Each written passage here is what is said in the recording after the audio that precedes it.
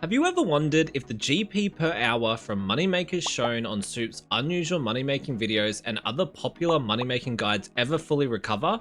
Well, I set out to find answers. I burned 30 mil last video, so today we're making it all back by testing to see whether Soup's top 10 unusual moneymakers still work in 2026. Starting with number 10, Papyrus. Well, actually, we're starting with White Rabbits at number 11 as I don't have the requirements for Papyrus in Taranwin. This is the only time I'll scam in this video, I promise. White Rabbits are an incredibly unique hunting experience. They're pretty fun to catch, but unfortunately you're going to need to hunt some untradeable ferrets in order to be able to flush the rabbits out from their holes. The ferrets are just a few seconds run up from the rabbits, so it's not all bad. I was able to fit 15 rabbits feet per inventory and managed to gather 240 feet in an hour, also gaining around 30k hunter experience. I used 20 ferrets over the hour, so you'll need about 1 every 12 rabbits, which means you'll need to scoot over and grab more pretty often, which is inconvenient. The liquidity on the rabbit's feet is pretty dead, so like Soup, we crafted them into 239 strong rabbit foots. They sold off for 632k, minus 20 Piscatoris teleports worth about 62k, and we're left with 570,394 GP. It's important to add that it took almost 5 days for them to sell, so that I think the liquidity is far too low to make this viable at all. However, it's worth doing here and there just for this rabbit animation alone. Lava scales. You buy them from the GE and crush them into lava shards. Pretty simple. I will warn you guys that this is a certified risk breaker, so it might not be for everyone bar solo mission. I bought 4,000 scales and it took us 59 minutes to turn them into 35,175 lava shards, which turned out to be 8.8 shards per scale, which I thought was pretty weird. The scale set us back 1.53 mil and we sold the shards for 3.06 mil, leaving us with a profit just under 1.5 mil. The interesting thing about this is it said that the profit at the time of recording was 496k, which I'm assuming is actually the expected profit in 15 minutes. However, I could be wrong. Either way, we'll definitely take this as a win. Gnome Restaurant. This one's a bit tricky. As you may know, you need to complete around 40 hard deliveries before you can pick and choose which gnome you deliver to, which is where the real GP is made. I'll explain in a moment. It took me a bit over 2 hours to complete the first 40 deliveries. The gnomes send you literally everywhere. I was losing my mind when they were sending me north of the God Wars dungeon twice in 5 deliveries. It was a bit of a pain, but once you get into the rhythm, it's really not so bad. I even sniped some Grand Seed pods on my way to the requirement. Once I could choose who to deliver to, I spent 2 hours delivering to 5 gnomes who all had either the gnome scarf or the Grand Seed pods on the drop tables. Soup delivers to 6, but I decided to leave out Brambicle because the run north of God Wars was just too much of a pain in the ass. This meant that while Soup was able to complete 25 deliveries per hour, I was only able to get 23 per hour done due to having to skip more dialogue. Despite this, the results were pretty nice. In the first hour, I managed to get 2 Grand Seed pod drops as well as a gnome scarf, bringing me to almost 3.5 mil in the first hour. The second hour wasn't as lucky and I only managed to pull 1 more seed pod drop. However, with less than 10 minutes to go, I was able to fully green log the minigame, which is pretty awesome.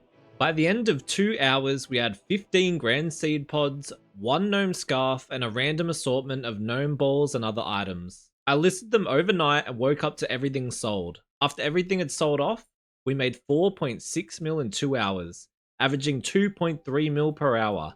Nice. Hey, you can help the coach out with his deliveries by liking the video. Mithril Seeds. You can buy them from Mr. Siegfried Urkel, who lives in this little nook at the top of the Legends Guild. This was very refreshing after the last 3 moneymakers because not only is it a very relaxing hop and shop method, but the Mithril Seeds are stackable, so no need for banking. I will add though that there seemed to be a relatively decent amount of competition. I came across empty stock quite a few times, but the shop restocks quick, so it's not a big issue. When it comes to hop and shop methods, make sure you set a keyboard shortcut in the World Hopper plugin so that you can instantly hop with 1 button. In this case, you'll be spending more time hopping than buying, so this is very important. Overall, a great moneymaker for chilling and listening to music or a podcast. After an hour, we purchased 1,939 seeds, which we insta-sold for 1,300 each, netting us just a tad under 2.5 mil. minus the 601k we used to buy them, and we're left with a profit of almost 1.9 mil. I gotta give this one an A minus. The money's good, they sell instantly, and it's pretty relaxing.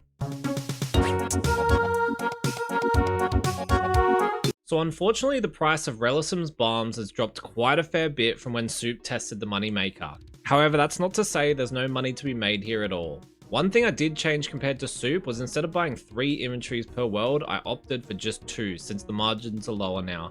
It's a pretty nice hop and shop since the bulk of it is spent running, meaning it's pretty easy to do this while watching something else on the side.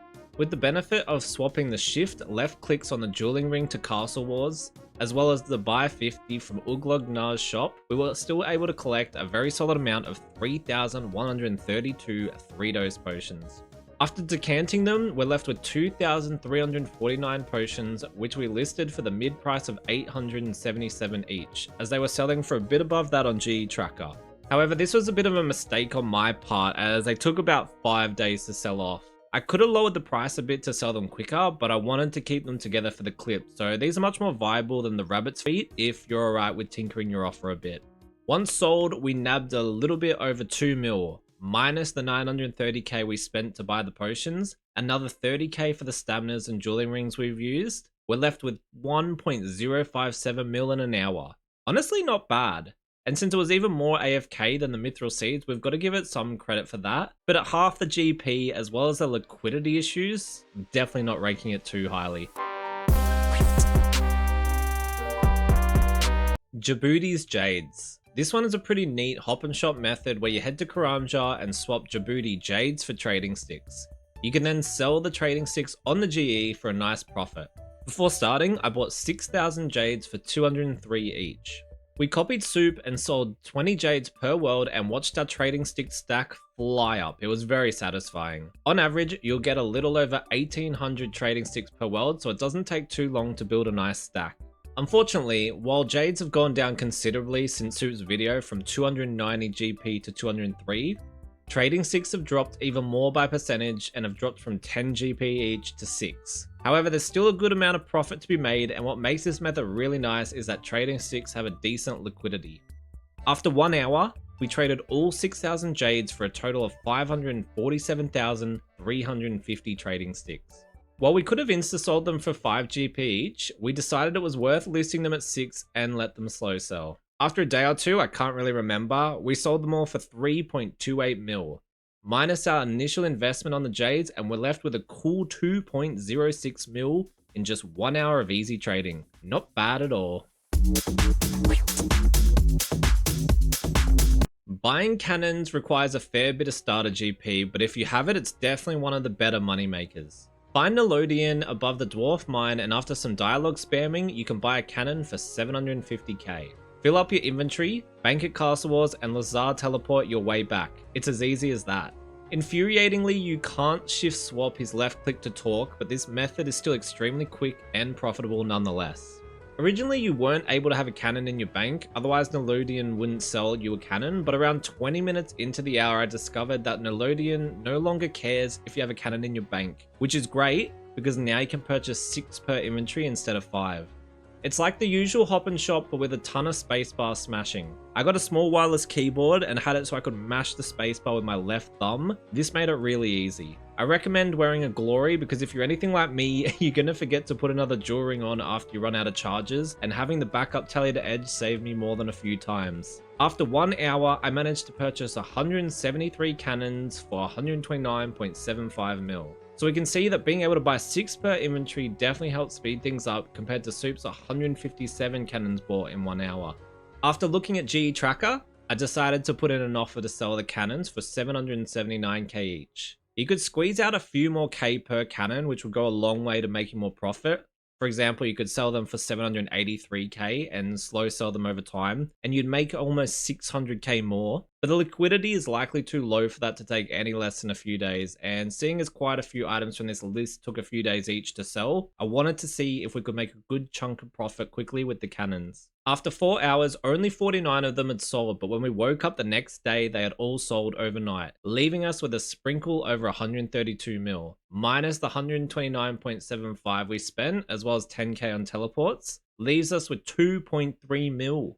Honestly, I'd rather do the Mithril Seed method as the spacebar spamming can get tiring pretty quickly, but it's a success nonetheless.